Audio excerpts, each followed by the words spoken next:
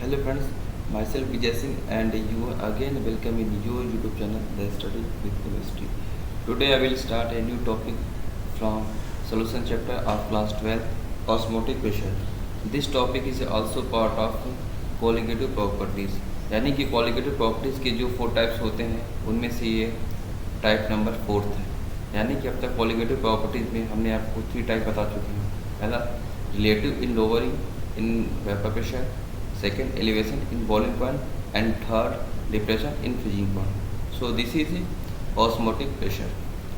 तो osmotic pressure को देखने से पहले या फिर लेक्चर को स्टार्ट करने से पहले मैं हमेशा की तरह पहले आज पढ़ाने वाले कंटेंट को देखते हैं। सबसे पहले हम osmotic pressure को समझने से पहले हम सबसे पहले कंसिडर करेंगे osmosis क्या होता है। ओके, फिर उसके टाइप्स कंसिडर करेंगे, फिर osmotic pressure जो कि आज की टॉपिक ये यहाँ कवर करती है। देखिए कि हम इस टॉपिक को डिफाइन करने के लिए हमने पहले 2 टॉपिक लिए, यानी कि जब तक ये 2 टॉपिक क्लियर नहीं होंगे तब तक ऑस्मोटिक प्रेशर को हम डिफाइन नहीं कर पाएंगे। इसलिए ये अपने कुछ तरीके हैं कि हम पहले किसी भी टॉपिक के बेसिक में जाते हैं। ओके, उसके बाद देखेंगे रिवर्स ऑस्मोसिस क्या होता है, ये भी टर्म होता है। उसके बाद ऑस्मोटिक प्रेशर के हम टाइप देखेंगे और साथ ही साथ इसी को न्यूमेरिकल करेंगे। तो इस तरीके से हम आज के टॉपिक को स्टार्ट करते हैं। तो आइए सबसे पहले हम देखते हैं ऑस्मोसिस क्या होता है। ऑस्मोसिस तो ऐसे बहुत से लोगों ने इसके कॉमन फॉर्म देख रखे होंगे, लेकिन ऐसा कि एग्जैक्ट डेफिनेशन इसके बता पाना थोड़ा मुश्किल होते हैं, लेकिन हम आपको कोशिश करेंगे एग्जैक्ट डेफिनेशन समझाने की। और इसको हम कुछ एग्जाम्पल में लेंगे तो आपको और क्लियर हो जाएंगे।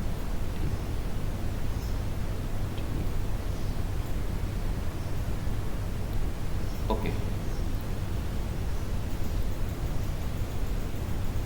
सपोज करते हैं, देखिए ऑस्मोसिस एक फिनोमिना होती है, यानी कि osmosis is the phenomena of spontaneous flow of solvent molecules through a semi permeable membrane from pure solvent to solution. Okay, suppose करो कि एक रेजिन हम एक कंटेनर है, कंटेनर में हमने कुछ वाटर ले लिया, जो सभी हम रात को खाते वक्त यूज करते हैं।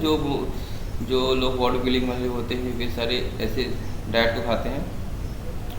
यानी कि एक कंटेनर में हमने कुछ पानी ले लिया, वाटर ले लिया, ठीक, उसमें हमने एक रेजिन डाल दिया। रेजिन तो हम कई यूज़ करते हैं, लेकिन बेसिकली हम एक को ही लेंगे।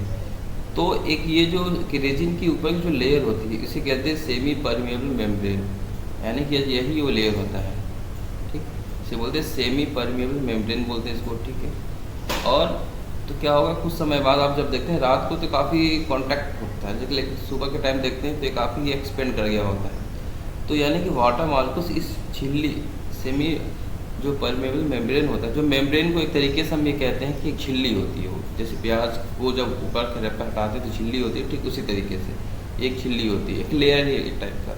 तो वाटर के मॉलिक्यूल्स इस लेयर को क्रॉस करके इसके अंदर चले जाते हैं। तो यह प्रोसेस ही कहलाता है ऑस्मोसिस, यानी कि वाटर मॉलिक्यूल्स का इस झिल्ली या इस लेयर को क्रॉस करके अंदर जाने के प्रोसेस को बोलते हैं ऑस्मोसिस, ठीक।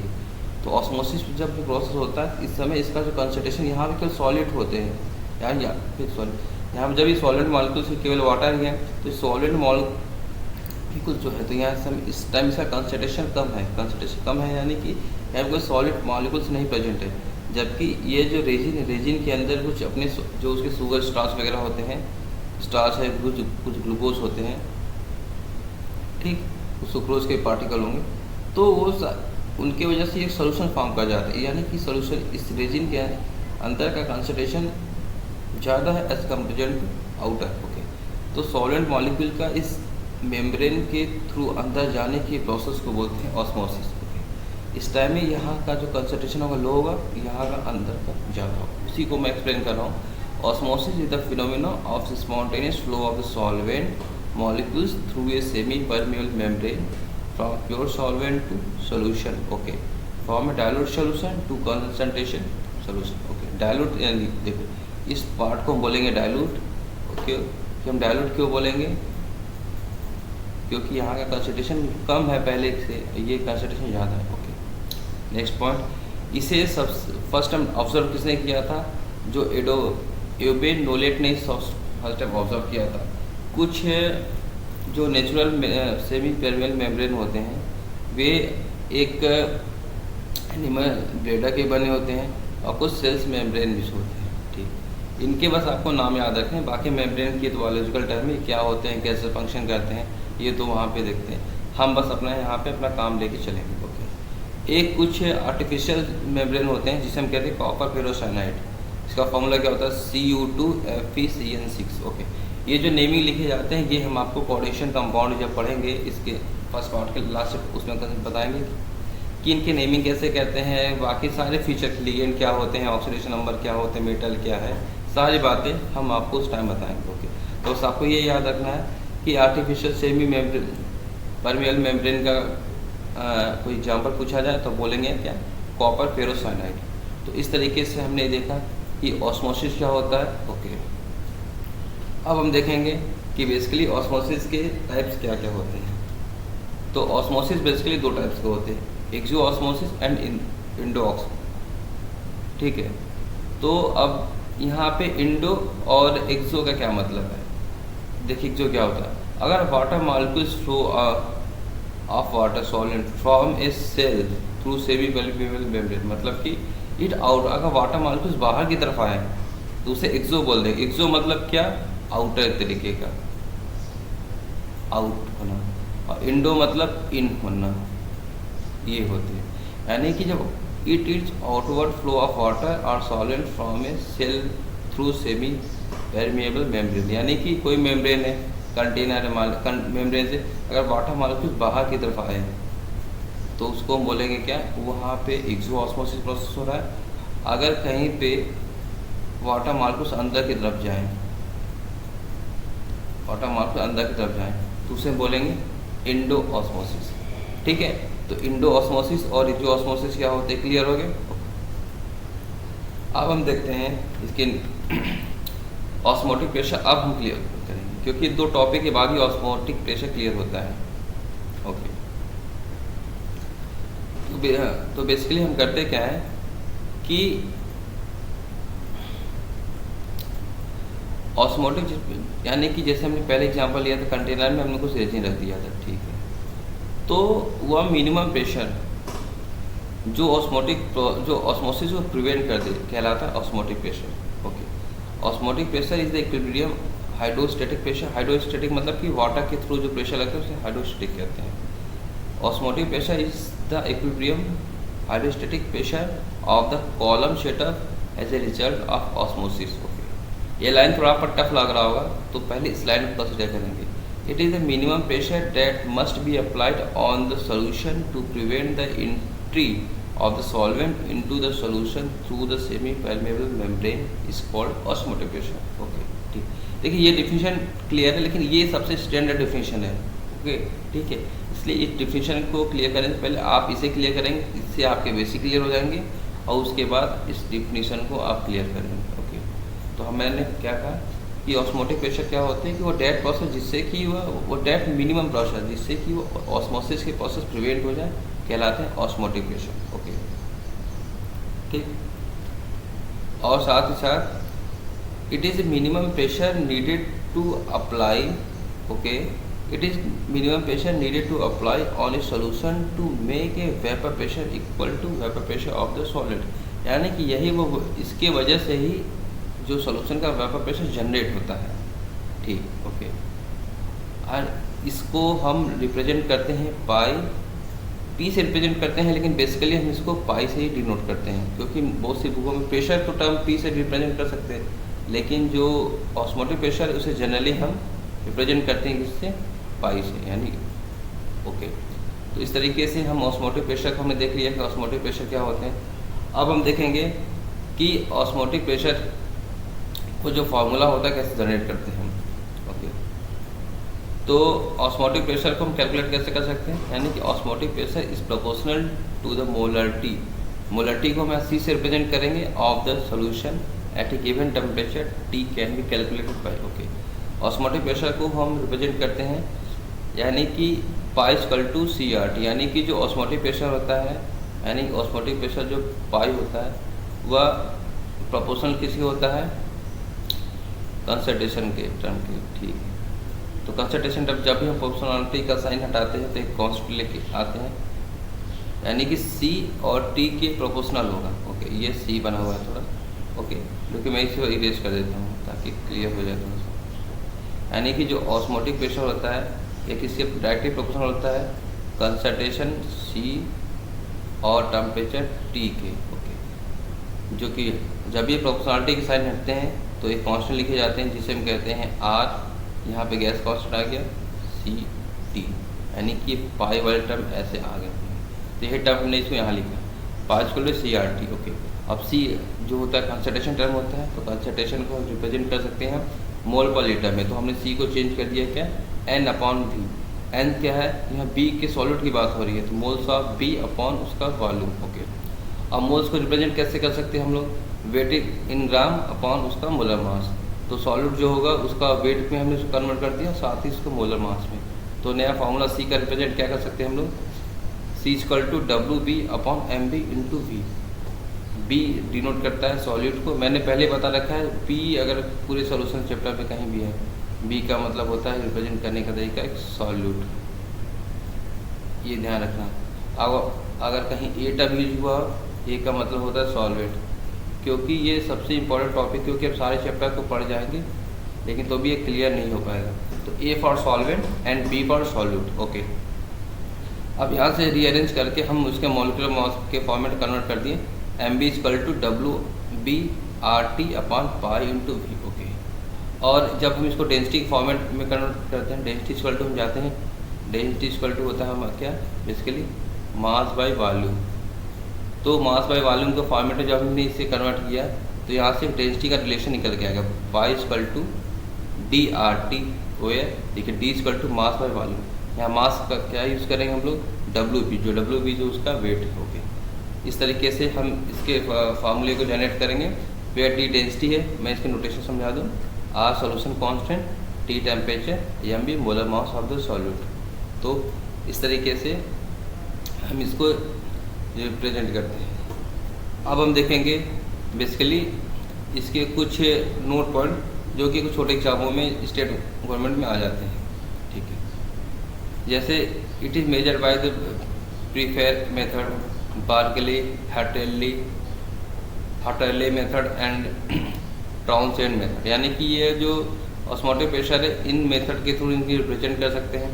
ओके, लेकिन इसमें से जो कुछ मेथड होते हैं, ठीक, जो ऑस्मोटिक जिसे हम डिटरमाइन कर सकते हैं वो क्या होते हैं, Pfeffer method, Berkeley and motion method. ठीक, ओके, अब हम देखेंगे बेसिकली इनके रिवर्स ऑस्मोसिस क्या होते हैं। देखो, ऑस्मोसिस तो हमने देख लिया क्या होते हैं, सॉल्वेंट का अंदर करने जाना, ठीक है, यानी कि लो कंसंट्रेशन का सोल्यूशन का हाई कंसंट्रेशन सोल्यूशन की तरफ ही जाना कहलाता है ऑस्मोसिस।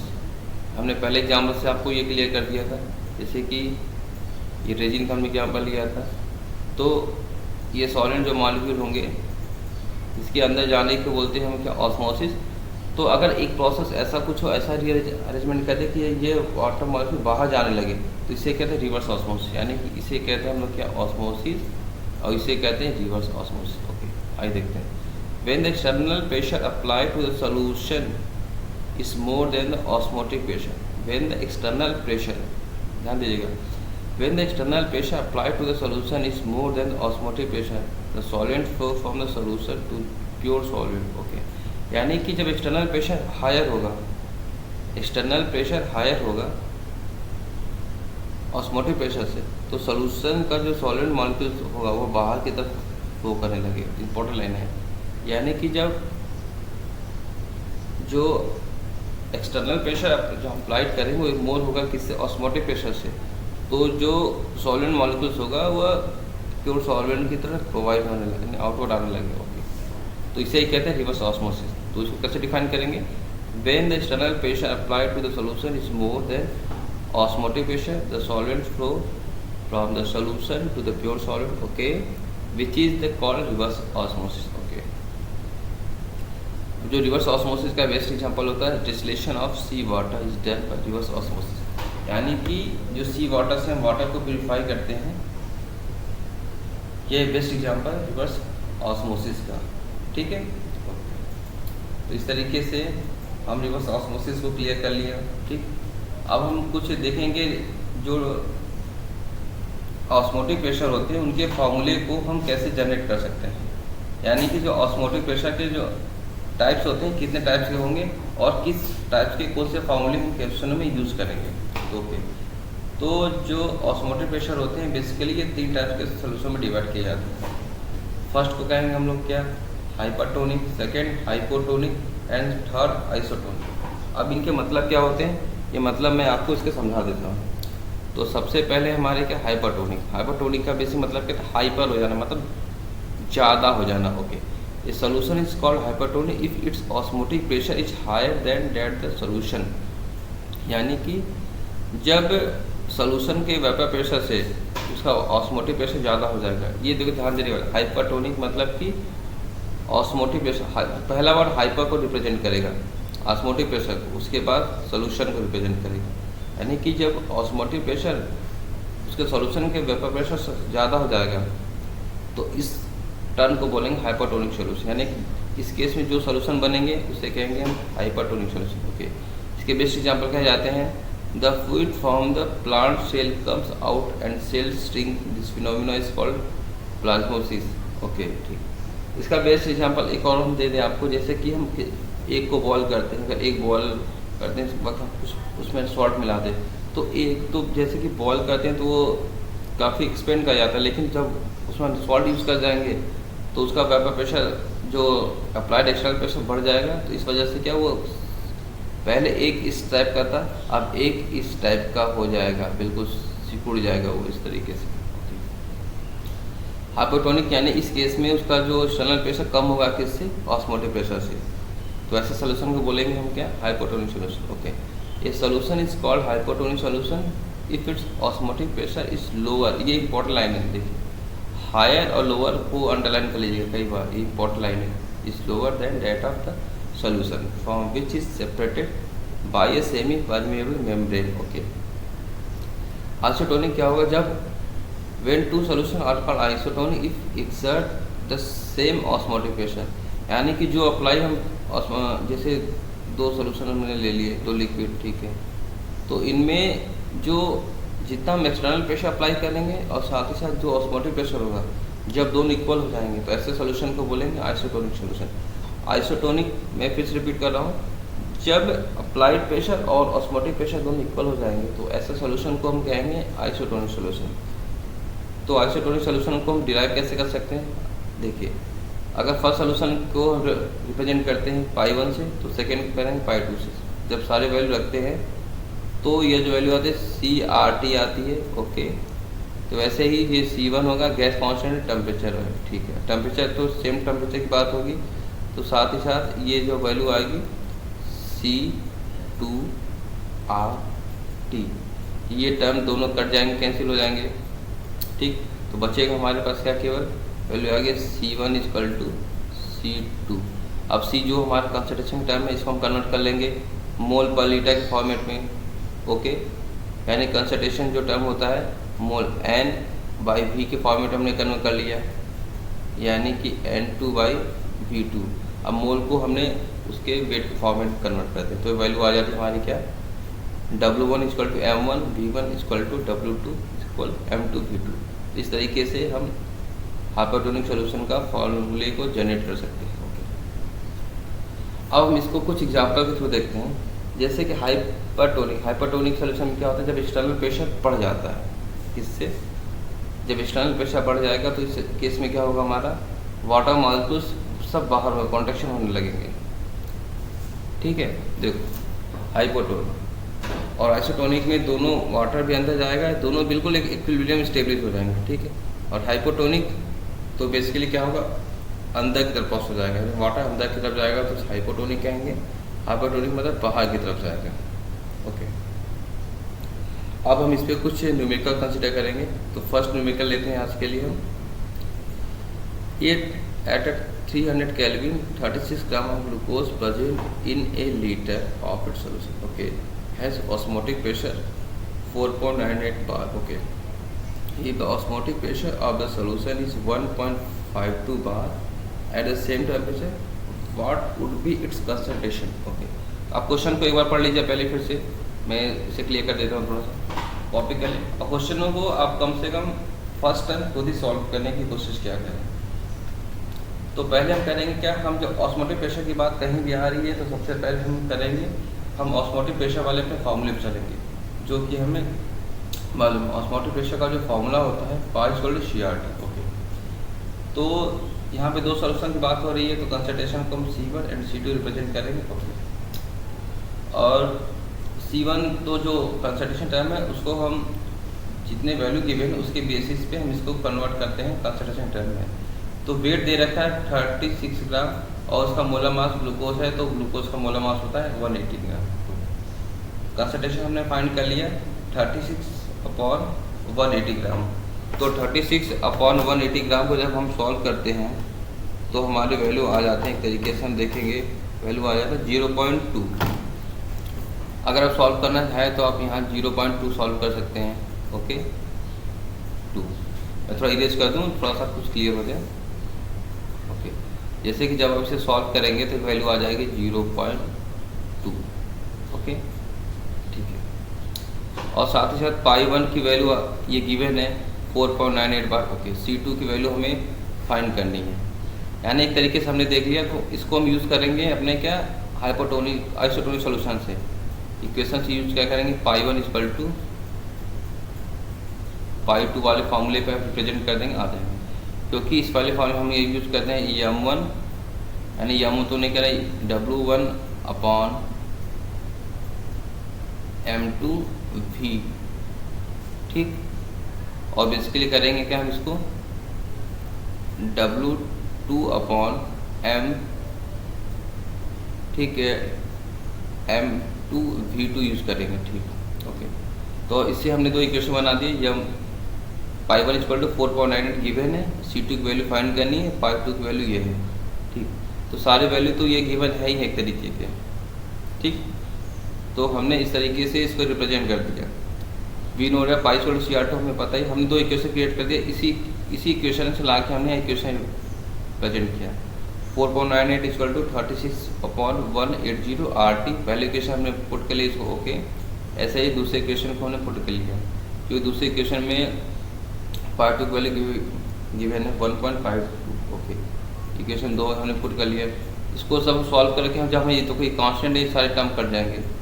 तो इस वेरिएबल से हम सॉल्व करके C2 की वैल्यू फाइंड कर सकते हैं। देखिए हमने यहाँ से फाइंड करके C2 की वैल्यू फाइंड किया है 0.061। ओके, यानी कि सेकंड सॉल्यूशन का जो कंसंट्रेशन होगा 0.061 मोलर होगा।